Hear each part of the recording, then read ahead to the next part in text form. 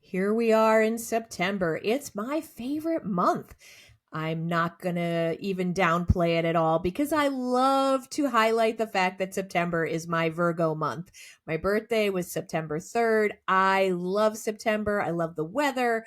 I was a dork back in the day. I'm still a dork, but I was a dork as a kid and I loved this time of year for back to school as well. A lot of money is being spent on supplies and clothes and who knows what school sports and clubs the kids are going to get involved in.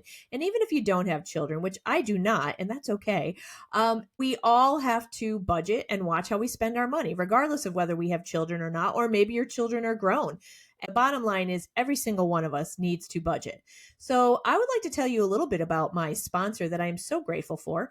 Budget Through Life, founded by Emily Hickox, offers one-on-one personal finance coaching and group classes. Emily has been leading classes for young people, for seniors, for first-time home buyers, you name it. Emily has the years of experience and knowledge, but she also has the passion and relatability and humor so that people get what she's talking about. It's not difficult. I'll tell you what, she has helped me out a lot, and she's got me thinking differently about my money. We all could use a little bit of help. So if you would like to learn more about Budget Through Life, be sure to follow them on Facebook, Instagram, and YouTube.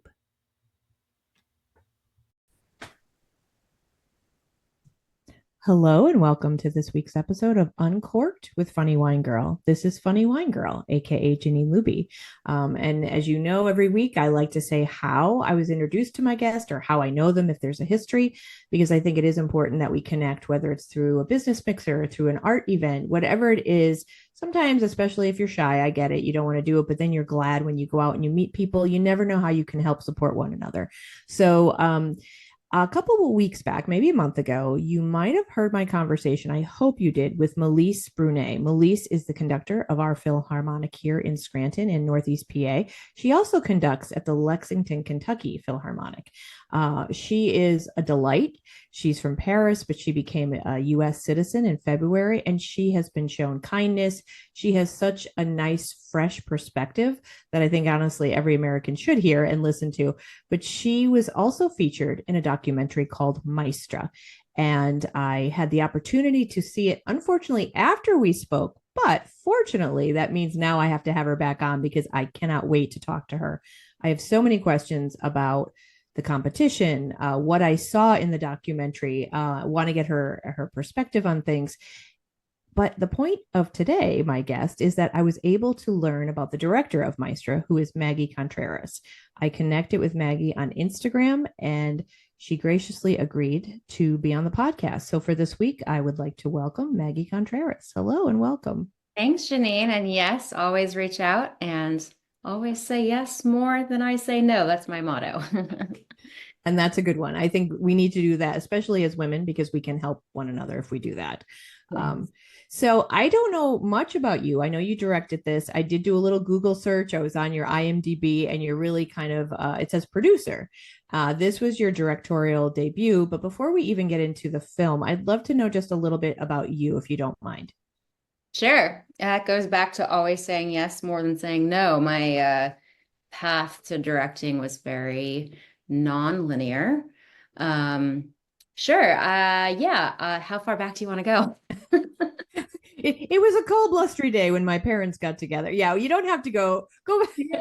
Tell us a little background, the Sure. highlights. Yeah. So I'm of two worlds, Tucson, Arizona, the Southwest, and Hispanic culture, and Appalachia, and where my mom and where I spent every summer and eventually moved to in Virginia.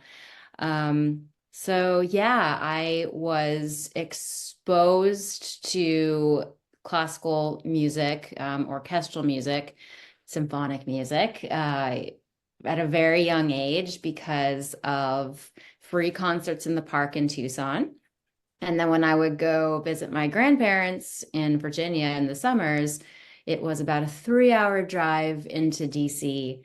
And every summer, like literally every summer since I was born, we would go into DC, and my grandmother and I would have a date at the Kennedy Center That was sort of my special treat, and I loved it. And then we would always go for the 4th of July at the Capitol, and um, the National Symphony Orchestra would be playing there. And that was another huge opportunity for me to see live orchestral music, which is really what led me to today. So I started as an actor actually. Went to drama school in London, did the whole, got into the union, SAG card, bit parts on TV, commercials, etc. And my other job while doing that was working for and as a publicist for documentary films. And we would pick up the films. The way a feature independent doc starts is ideally it lands at a big festival, and then whether it's bought or not at that point, it gets a theatrical release. So in theaters is the translation for that. If the team chooses to do so, it's sort of a strategic choice, and there's a cost at every level, at every step rather. And then rentals after that, and then hopefully it lands a home and is either on a streamer or something like that after that. So we would start campaigns at Sundance Film Festival, where I ended up meeting a lot of my now colleagues. And I would be traipsing up and down Main Street in Park City. If anyone listening has ever been there, it's a pretty steep hill. Imagine doing that for a job with a stack of press notes, because we were still printing things at that time, and going into these filmmakers interviews and photo shoots and doing things like this with them and making sure that the press had everything they needed. And I enjoyed that, but not enough to want to keep doing that. And so when one of the clients of ours put a bug in my ear that I might have what it takes to be a producer on docs, I sort of filed that in the back of my brain and was like, well, I didn't come to LA to, be a producer. It never occurred to me. So I filed it away.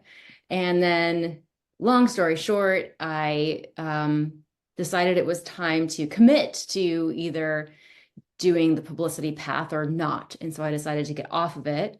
And shortly thereafter, a filmmaker that we had worked with was like, I heard you are not doing publicity anymore. I need help at my production company. Are you interested? So I said yes. I said yes, not knowing what that really meant, and learned on the job what it takes to be a producer, which is really just getting everything done and being addicted to problem solving and being able to think creatively and have interpersonal skills, because you're dealing with real people and their real lives most of the time. And I was doing that, produced many things with that company over the course of, I think, 7 years. And then the pandemic hit, and I decided I wanted, oh no, 2 months before the pandemic hit, I decided I wanted to freelance for the first time. Interesting time to choose to leave a company a few weeks before the pandemic started. And I went out on my own, not knowing what that was going to look like, and sort of was doing some really producing some. I was working the whole time during COVID because I was producing these very strange things. So it was also not strange, but out of the ordinary for me. So there was a hospital, for example, that was in need of making short form videos that were critical for what they were trying to do. And so I started doing that. This other show that was still in production, because for some nonfiction, we're able to be so small, our crews, sometimes too small because of budget. They kept going. So I was on the road a lot during COVID with this one production company, continuing to film. And it was during the pandemic the timeline is interesting. So I'm going to actually go into the minutia. I first heard about the La Maestra competition for female orchestra conductors on NPR, having a driveway moment, where I get a lot of my ideas. And that was 2020, which is the first year that that competition ever happened. Okay. And for your listeners who don't know what the movie is, it's based on this competition. So I'll let you jump in from here, but that's sort of the timeline of how I got from producing to directing my first film, because the director who brought me on to produce said, I think you should direct this one. And in this pattern of saying yes more than you say no, I at first took a pause and was like, well, what would that mean? What would that look like? And then just said yes and did it. And the proof is now rentable. Yes, yes. So it's interesting because as a consumer of movies, I for the longest time I didn't know what the heck a producer did, to be honest, because director, you get you kind of have an idea of a director, but I just always thought, oh, that's the money, people who put up the money. But listening to you and doing, like, I produce my own comedy shows, it's like there's a lot involved with putting something on. So clearly, as you mentioned, a lot of details, a lot that you have to do. How did you, so with the project, and I will tell, There's I'm a sorry. very long list of types of producers. So, Okay. and it's actually, the Documentary Producers Alliance is something new that has formed, because the definition of what a producer is meant to do, and because titles in our industry sometimes are what we have to cling on to and what helps us get our next job, and what sort of determines how we get paid. Like, their titles and credits are important. So Mhm. really defining what that means is becoming something really important, because yes, there are producers, very important ones, who do mainly financially support a project, and they have a lot of equity and a lot of risk involved in that. And there's titles of executive producers specifically for nonfiction, which signify that. So yes, and then there's a lot of gray area too. And there's producers that just deal with archival content. It's really fascinating. There's lots of different. I mean, it takes a massive army of people to be able to make films that we all enjoy. Yeah. And for this film, Maestra, I should say, I believe, is it David Letterman is the executive producer? Is that right? There's many executive producers, Oh, and okay. he is one of them. Yes. He is one of them. Okay. Yeah. I mean, that's the name that a lot of people like probably attach to or cling because they recognize it. Yeah. So Maestra, and you started to say, but for those listening, La Maestra, as Maggie mentioned, is a competition for female conductors. And that's, this documentary kind of focuses on that, but specifically zooms in on like 5 women, I would say. And Melisse is one of them that I got to speak with recently.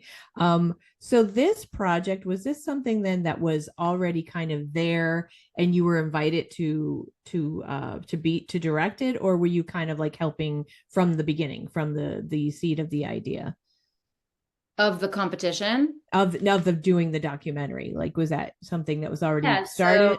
the La Maestra competition started in 2020. It happens every 2 years. It was conceived by Claire Gibault, who has her own orchestra in Paris.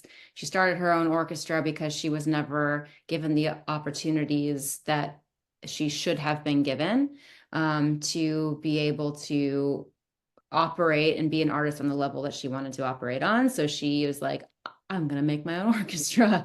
And then she recognized that she had a responsibility to future generations. And so she said, I'm going to co-create this competition to uplift women in this field. So competitions are not it's not a novel thing to have a competition for conductors. If you think about the role of a conductor, if you think about their how they get jobs, you can't pick up an orchestra and audition like you can pick up a bassoon an audition. It's very expensive. The level of orchestra is important to be able to show what you can do. It's like an expert driver. If you have a Volkswagen Beetle, or you have, I'm not a car person, so one of those sports cars. I'm A more the Volkswagen. Maserati, I don't know. Yeah. Yeah. So it shows, you can show your skills in a different way because of the level of orchestra. So that being said, um, to have the Philharmonic de Paris and the Paris Mozart Orchestra be the ones to come together and then have these women from all over the world um, uh, essentially audition to be one of the chosen 14 to go through this 3 elimination rounds competition is allowing, is sort of a known thing in the orchestral world, in that competitions exist, but none exists just for women. This is the only one. None, and here's something that's really important that is not covered in the doc because we just didn't have time. But most of those competitions have an age cap of 35 years old. Hmm. So if you haven't made it, and I'm doing air quotes to the listeners, whatever made it means to you by the age of 35, a lot of your opportunities to advance your career are taken away from you. So doesn't have an age limit, which allowed people like Melisse to be able to compete. So I heard about this competition on the radio, and as a documentary filmmaker, we're constantly looking at the world in terms of story. We're constantly listening. We're constantly interested in observing. And if there's something that we feel would make a compelling um, feature film or a short film or series, our job is to find those stories and develop them in a way that would be viable for a hopefully sellable product. And so this had a lot of the makings of a viable feature film. Um, it's a competition. People love competitions. Mm-hmm. There's many examples of competition documentaries out there. It's a thing. Um, and that sort of immediately gives a sense of structure to the film. So as a new filmmaker, it wasn't as though there is a fascinating person and I'm just going to follow them and sort of figure out how to tell their story. It was kind of I could see the structure in my head. I could see the sort of 3-part structure, which if there's an English teachers that are out there writing, and teachers that are out there listening, it all boils down to 3-part structure. So that was sort of clear to me, in that you have a preparation for a thing and then you have the fallout of that thing. So when I was listening to it, that was sort of coming to mind. And then it's about women and the struggles of women in leadership positions, which was at that point newly kind of really being spoken about in many ways throughout our society, and continues to. But I think in 2020, we were really just in sort of the middle of a wave of talking about these stories, thankfully. And then thirdly, it's about a world that is often shrouded and people don't know much about. So conducting is an odd job that not very many people have. And even people who think they know what conductors do, like I thought I knew what conductors do, will likely learn something by watching the film. So I like this idea as good docs do. It sort of lifts the veil, pulls back the curtain on a world that you don't have access to normally. And Yeah. then from there, once you figure out a potentially great story, then you got to get the access. That's the next big thing. So in this case, it was just literally writing an email to the Philharmonic de Paris and Paris Mozart Orchestra and saying, "You don't know me. You don't know my team. You never heard of us. Um, but we would love to do a story on what you're doing." And that takes time. There's a lot of bureaucracy, legal levels of approvals, and that's only the beginning Mm. of how you get a finished feature film. Yeah. I imagine there's, yeah, as you mentioned, a lot of bureaucracy, so it does take time. So yours was the 2022 competition that was covered, right? Yeah, it was the Okay. second edition. The second edition. Okay. How did you decide? I mean, I want people obviously to see the documentary, so I don't want to talk too much about specifics, but you really do kind of focus in or zoom in on certain women. Yeah. Was that something you knew going ahead of time? Did you kind of like get a sense of some bios on the women and say, "Oh, this is interesting," or did you kind of discover that as you were following them? Both. So since there were only 14 instead of hundreds, like in examples of the spelling bee or science fair documentaries, there were 14. So that was manageable.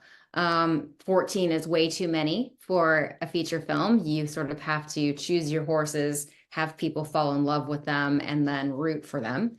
So I just did Zoom interviews with everybody who was willing to participate. And at that time, 13 were willing. In the end, that 14th one did come around. But I did Zoom interviews and got to know people as best as you can over a computer screen.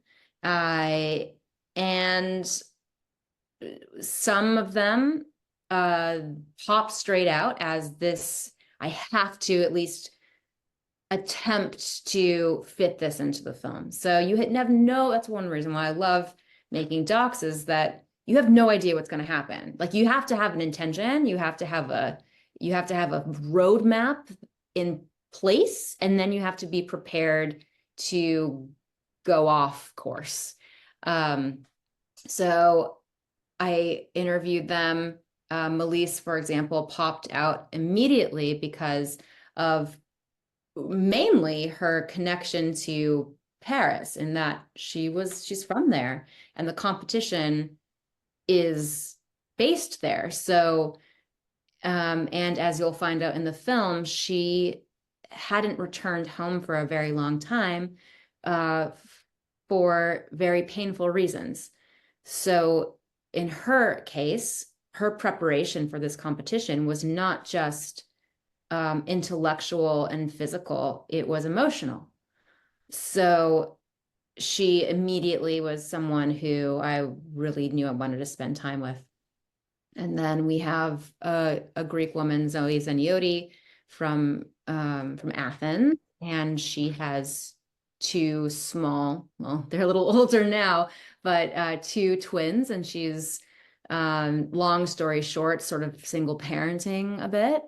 And the concept of a woman's role being the fact that we oftentimes are asked whether it's caregiving for an aging parent or a child or a friend, like we're often thrust into many roles. And while we're also trying to fulfill what we need for our own happiness, our own satisfaction, our careers, etc. And then talking about going off map, off road, when you think that you have a plan in place, no one could have foreseen that 8 days before our plane touched down in Paris, Russia invaded Ukraine. And there was a Ukrainian and both Ukrainian and a Russian participant in those 14. So their stories became really important. Yeah. So there's a bunch of reasons why you choose to follow certain stories. And believe me, there's a, as is in every documentary, there's another film or maybe two or three on the cutting room floor Yeah. with women who gave a lot to me and my camera and my team. But we just couldn't make it work in the edit. Yeah. I have to, just a side note, and if anyone, if you see this, which I hope you do, I think it was the American Tamara, I think, who had the talking about wanting to have a child and that whole struggle of, her following her passion, but wanting to be a mom, which I thought was very interesting, but a little small, silly that I thought was funny is when she saw someone that she thought looked like Larry David. That just made me chuckle because the women she asked were not American and they're just like, I don't know what you're talking about. Yeah, for listeners who end up seeing the film, you'll know exactly what Yeah. Janine's talking about when you get there. We do have many a comedic moment. Yeah, that one I just found very Larry funny. David may or may not have been in the audience at the Paris competition. When you, and this is not specific to this, but well, it is kind of, but how do you follow them without, obviously you're trying to tell their story, but is it ever challenging for you to not engage with them, like to more or less document what's happening without really, interacting with them? Because I imagine you can't interact too much with them. That's not actually the case, but Okay. ask that again because this is interesting. I don't think I've ever had this conversation before. And maybe I'm not expressing it well, but I'm thinking when you think documentaries, well, and I'm used to, so there's documentaries, reality shows are not documentaries. Obviously, they're, to me, they're artificial, right? But a documentary, you trust that the person is really capturing how things happen without interfering or intervening. So when you're following them, how do you direct without like really, are you observing Oh, more? I see. I see. Yeah. Um, yes, for sure. And my pause is that it's a dance. So it's a dance that they are leading. Um, what they are doing is going to inspire they are going to be the authors of what a scene, whether that is eventually used or not, what's being filmed. They're going to be leading that. But they won't necessarily, but I'm also observing and listening and from an outside perspective, I know what's interesting to me and what's interesting to me, I'm having to trust is also going to be interesting to my future audience.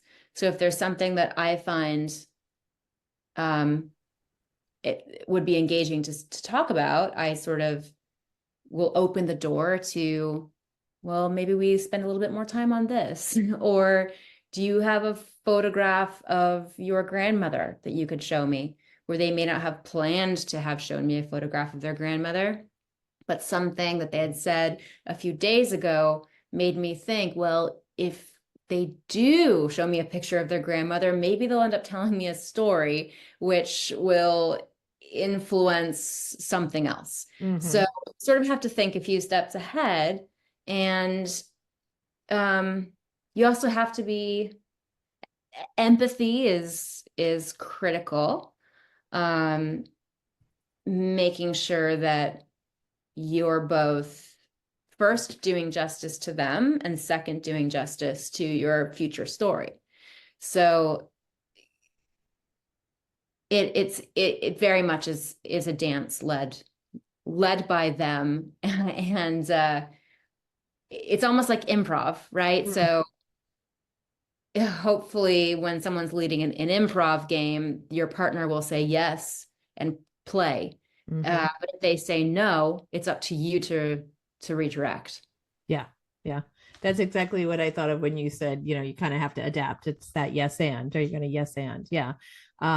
Yeah, that's so, and there's so many questions and I want to be respectful of your time, but what I really, there are certain things that popped out to me that are really more questions, I guess, after seeing it. Like, for Melisse, but they're very specific to women. I think things that popped up in the documentary of like feedback that was given to the women. I found it interesting about their clothing choices and the color and all these different things that you're like, wow, men don't really need to worry about, but very interesting. What as you watched, or maybe even as you watched your finished product, are there things you walked away that even surprised you or that you learned from watching what you put together? The whole thing surprised me. I, whether I should have known these things going in or not, I was not expecting to be telling stories that involved the deepest, darkest issues of what many women experience. I wasn't expecting to talk about loss. I wasn't expecting to talk about abuse. I was expecting to talk about motherhood because I knew going in that there was a single mother of twins. But there's so many themes that I would dare say get any group of women in leadership together. And if they open up their hearts and wear their heart in their sleeves, we would probably be talking about similar themes, no matter whether they're conductors, teachers, soccer players, bakers. It's not the job, it's just the unfortunate. It's our society, isn't it? It's Yeah. so yes, we do talk about a lot of familiar themes. We talk about appearance. We talk about how the path is not straight and welcoming, how there's many, many obstacles to get to these positions that are often held by men. So one thing to note is that at the time of making this documentary, 3% of the world's top orchestras were led by women. 3%. So that's changed. It's not changed by much. And that's why this competition exists, and that's why this film exists. So I knew that we were going to be doing a deep dive into a world that we don't know much about. And I knew we would be falling in love with the women on the screen because, yeah, if you put a microscope on many people, you can you get to know them and you get to love them and you get to hope the best for them. And that's what happens, I feel, with all five of the competitors that we chose to follow. And then I use the word competitor, yet at the same time, the amount of solidarity and support that we end up, and friendships that we end up seeing coming to life on screen is one of the biggest lessons I feel one would take away from watching this 87-minute film. Yeah. And that's really telling. Yeah. I loved, when they're having dinner together and talking over drinks and everything. And it was very touching to see that it seemed genuine affection and connection between, or among, I should say, all the women, which was really nice to see. Yeah. It was genuine for sure. Yeah. Yeah. I also liked An added bottle of champagne in there with from me to sort of coax it on. But yes, it was genuine. I also liked, and this was just in the credits, I believe, where at the end where I read that your crew, I believe, was like 80% female or something. Yeah, Is we that had a goal of 75%.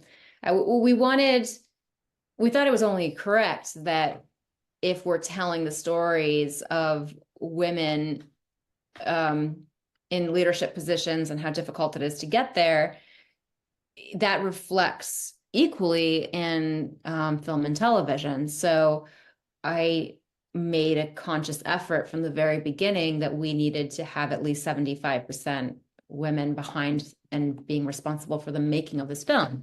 And I'm proud to say that we got to 80%.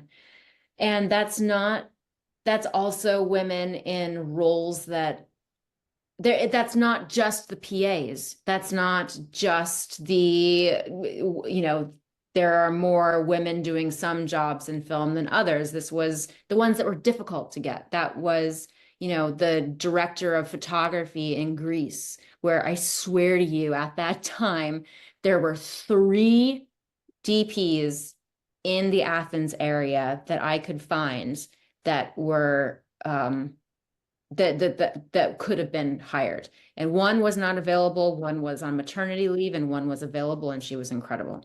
Mm. And it was hard. We were really close to just saying, look, we've got this long list of males, just call one.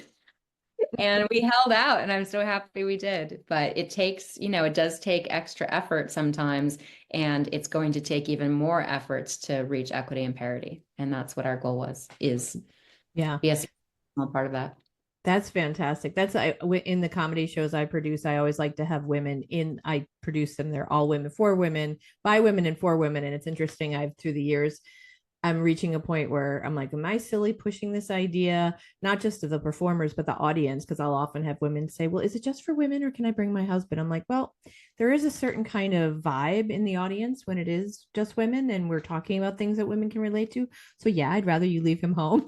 But I do struggle with that lately. But I was really happy to read that you had accomplished that. That was wonderful. Thanks. Thank you. What would you say? And then I'll start to wrap up here. But would you say just I talked a little bit about what surprised you. Were there any some really big barriers or obstacles, or was it? I mean, I can't say. I'm sure it wasn't relatively like there's always issues, right? But was there any major challenges that you had to overcome? Yeah, funding. Mm, Funding. I took this film. Look, I'll preface this by saying a lot of incredible women helped to fund this film. Um, but at the beginning, I thought, man, this is going to be a slam dunk. I'm just going to take it to, I'm not going to name production companies, but you can look up a list, ask AI, what's the list of the top female owned production companies in the United States? And I probably took this film to the majority of what you would pull up on that list. And they said no. And there's always a reason to say no to something.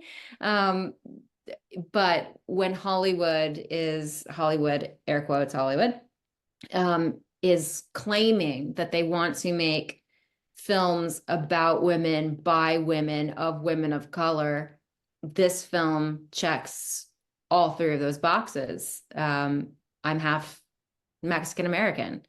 And these were stories of women in challenging positions being told by a woman. And there were a lot of no's. mm, And so that was an unfortunate surprise and a challenge. The classical music aspect of it too, even though when I was in production and edit, huge films that your audience has heard about were being announced. Tar was being announced. The Leonard Bernstein feature film with Bradley Cooper was announced. And yet they were saying, classical music, I don't know if our audiences would be into that.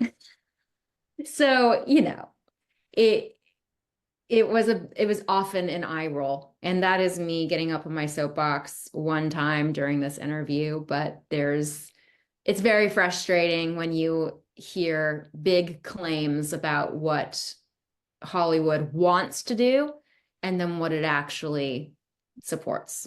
mm. So that was our biggest challenge. Thank you to all of my executive producers listed in the credits for actually making this happen. And yeah, I mean, the proof and the sort of uh haha, we told you so, is that the film premiered at Tribeca Film Festival where it won an audience award. It's did the festival circuit where it won other awards. It's going to be on a major streamer in the fall. It's available now, which I hopefully will get to how you can see this immediately. And it'll be on airlines. It's doing everything that a successful independent documentary can do. So I'm happy to be able to have say to those production companies, I told you so, for the sake of the people whose stories are being told in the film. Yeah. And hopefully, well, we can hope that maybe the next person who asks for this kind of project will get a yes more Yeah, easily. Maybe that when they see the success, because let's face it, it comes to dollars, right? That's what we are absolutely. driven by, everything in this country, everything. Yeah. Yeah. Um, so for folks, and I do want to get to that. So how I watched it was renting it, and we'll talk about that because I love not only that you can rent it, but there's money going to help kind of support music education. So that's tell us a little bit about that, Maggie, where they can get it before Sure. they could do it right now. Yeah. So when you want to rent a film that is not in on a streamer yet, you normally, listeners, go to Amazon, you go to YouTube, you go to the other ones. And there is a new kid on the block. It's called Bingeable. And it's hopefully the future because what it's doing is it's putting power back into the hands of the people who are promoting films. So if you saw a film in the theater on a streamer and you love it and you put it on your Facebook page, hey, you should watch this thing. Why not get paid for people who actually go and watch it?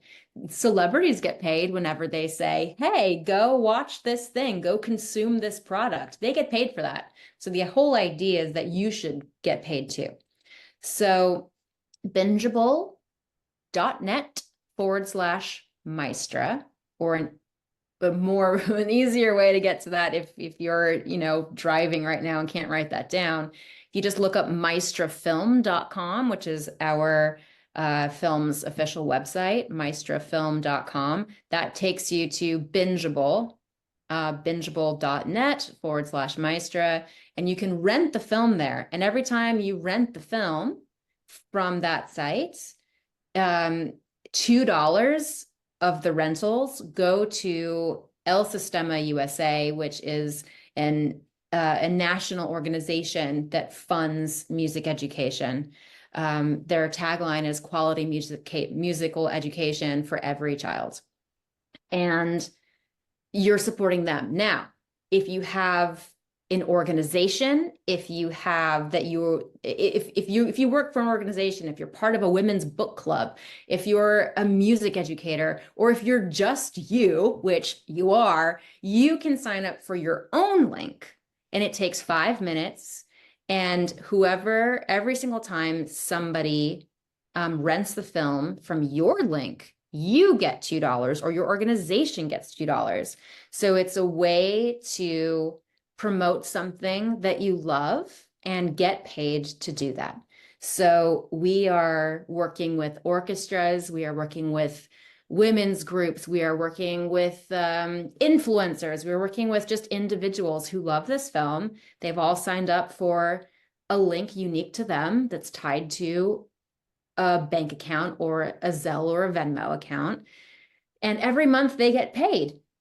Every single time someone rents the film, they're getting a check at the end, a deposit at the end of the month. So we're really excited about not only bringing in the audience and the fans of this film to support it, but also really for the future of independent filmmaking, because it needs help right now. And this platform is a way to decentralize how we're used to film distribution. Yeah, I love that. And I hope I'm friends with someone who's on the board with our Philharmonic here. They should be doing that, that link so that they can earn some money and promote the fact that, excuse me, Melisse is in it. So hopefully they're doing that, but I'll have to talk to them. Yeah. Yeah, support your local Philharmonic. There you go. Yeah, yeah, by what and supporting the film Watching too. the That would be film. great. Yeah, that's great. Well, I'm happy to see, and I'll freely admit I'm one of those folks that, let's face it, there's so many documentaries right now about murder. I mean, they're all over, so it's refreshing to see something that's not about murder, that's something that's more uplifting. Yep, yep.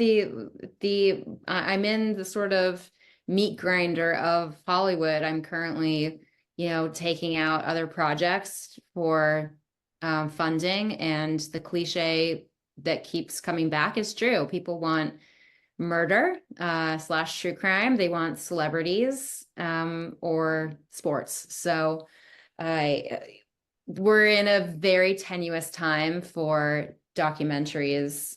The whole industry is in a tenuous time over here. I'm saying over here as I'm sitting in my office in LA. And yet, when things are tumultuous, that's when innovation is often born. It was during a time of change when Netflix was born. So we are going through this industry is going through one of its roughest patches ever. So I'm very excited to see what sort of change makers come out of this time in history. And yeah, hopefully Bingeable will be one of them. And we'll be Yeah. able to continue to make the uplifting and informative documentaries that I'm sure you and all of your listeners want to be able to have access to, but it's going to take effort to keep the documentaries like the ones that I make and my colleagues make. It's going to take change for us to continue to do what we're doing. Yeah. Well, and hopefully, folks, that's, another great reason to rent it, show the support that these are things we want to watch, not just murder and true crime and cult shows, things about cults, right? As we wrap, I'm definitely wrapping up, I promise, but I also wanted to say your other film, or maybe you did, I don't think you directed it, maybe you produced it, Preconceived. Is that something that can be watched on Bingeable as well? I found it interesting about crisis pregnancy centers. Yeah, I produced Preconceived while I was directing Maestra. Preconceived is going to be available on most places where you rent films traditionally, not Bingeable though. I think it will actually be on, let's see, Apple, Amazon, and YouTube in about a month's time. Okay. Yeah, just the topic it's about crisis pregnancy centers, and I just find that, given where we're at in this country and women's rights and women's health, it just seems like a very interesting topic. I personally was Yeah, interested in it. so real quickly on that one, I came on board that film because I knew that this film was going to be made, and I wanted to make sure that it was made without preaching to the choir. The crisis pregnancy centers are all around you, and they are women's health centers with a lot of caveats attached to them. There's a lot of, I won't really get into it right now because that's a whole other program. But there's a lot of tit for tat that happens behind those closed doors. And when we can all agree that what we need to do is support pregnant women, we need to support pregnant women, period. We don't need to support pregnant women if they do X, Y, and Z and make them jump through hoops or, just to get a pack of diapers. So this film, Preconceived, teaches you, no matter how you feel about abortion, let's put that to the side and let's focus on crisis pregnancy centers, which are already have outnumbered abortion clinics for a long time, and now they are the front lines of major air quotes here, women's health. In a lot of communities, they're the only option to get help, and a lot of their practices are not transparent. So if this intrigues you at all, no matter what side of the issue you're on when it comes to anti-choice or choice, this film is for you because crisis pregnancy centers exist, and we need to know how to identify them, what they offer, what they do not offer, and people need to be informed. Okay, great. Yeah, and I didn't mean to do a major hard turn there, but I just thought that was interesting, and I think, people should check it out. That sounds really important to watch. Yeah. Well, I want to thank you so much, Maggie, for your time. I will definitely in the show notes put the link so that people can not only rent the movie, but they can sign up and they can get their own link which I think is great. Why not earn a couple dollars while you're helping an independent film? In closing, just as we completely wrap up, is there anything else that you just wish I had asked you or that you want to say, just so that you're like, these listeners need to know this? Now, just reinforcing bingeable.net/maestra. We give you all the tools to slap it on your Facebook pages, your newsletters, your Instagram accounts. It'll take you 15, 20 minutes max to sign up for a link, tell them how you want to get paid and promote it. 15 to 20 minutes, and you can be supporting independent film, watching a great movie, and getting paid while you do it. Great. Well, thank you so much again, Maggie. I really do appreciate this interview. I can't wait to have Melisse back on because I have so many questions for her too, tied to this documentary. Folks, please make sure you check it out. It's really, you might think, oh, well, I don't care about it. Or, maybe even if you don't like classical music, it doesn't matter because it's not about that. It's about these women's stories and they're very interesting. I think you will truly enjoy it. So, of course, as always, I look forward to the weeks ahead when I'll have a bunch of different exciting topics to talk about with women. And as I always say, I appreciate you from the bottom of my heart and the bottom of my wine glass.